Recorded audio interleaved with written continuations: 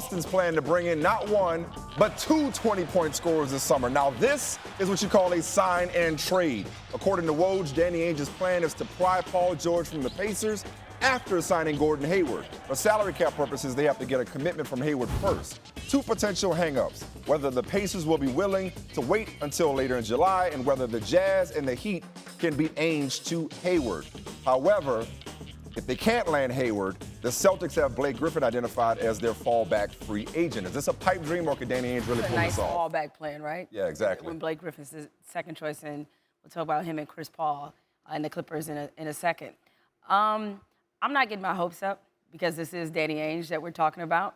And it just seems like with every deal involving Boston, you get to a point where it's chatter, chatter, chatter, chatter, chatter, chatter, chatter, and then all of a sudden, talks break down, and the Celtics have the exact same squad that they've had. But they have cap space and draft picks, or in this case, draft picks. Spoken like somebody that can't admit when she's wrong. What do you mean? You just don't want to own it. What? Just take back everything you have been saying. Take back about before Danny there's an Ainge actual being slow deal? to pull the trigger. Maybe he knew what he was doing the whole time, because at the deadline, I see it when I believe it, draft Mike. night, you were like, you should have traded for Jimmy Butler. You should have pulled the trigger. What are you waiting on? This is what he's waiting on. You're looking at your next super team right here, because all the pieces fit together. So you just already know this is going to happen. All the pieces fit together. So long as Boston, the one thing I don't buy is Boston's belief that Gordon Hayward is enough to keep Paul George from LA after next season. Really? But even if you're Boston, you still pull the trigger on this deal, especially if you're making this trade for Paul George after signing Gordon Hayward, which I know a lot of things have to fall into place.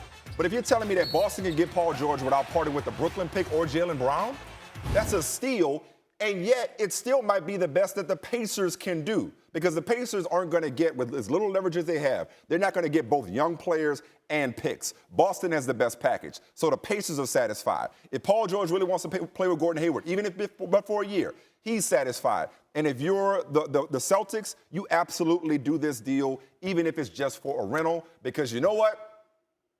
Nah, I'm not going to go that far. Cavs in 7. You're not getting gentlemanly swept with that roster. Okay. Cavs is, I don't know. I'm like, Mike. I don't know if I want to. Gordon Hayward, Paul George, Isaiah Thomas.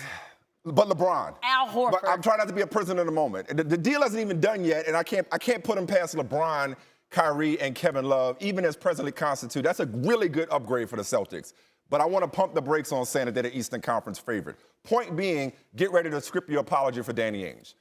Because all of y'all that were like, he's too slow, he's scared to get rid of the assets, you were wrong. Apologize. But I need to see this deal done. Again, maybe we haven't, I guess it just depends on how you want to judge how close you feel like this is to coming to fruition, okay?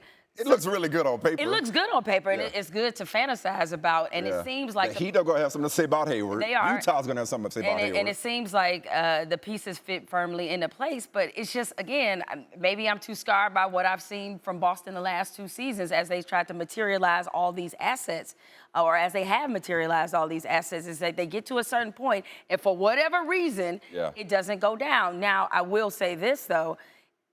Taking a chance on Paul George, should they get Gordon Hayward first, is a very worthy risk. Because, look, as much as he may love L.A., I'm also not saying subsequently that the Lakers need to jump and try to get in on Paul George. Lay in the cut. Just stay there. And if you miss him, you miss him. Trust me, sometimes the best opportunities are the doors that aren't open, okay?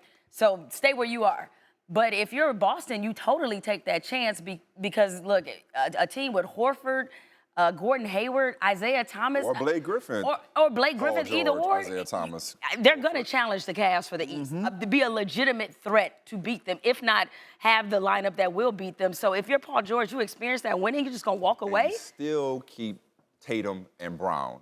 And if you're a Celtics fan, if this deal doesn't come to fruition, the flexibility to maybe be able to pull this off, the possibility of just pulling this off makes passing on Jimmy Butler worth it, in my opinion, assuming they could have gotten him.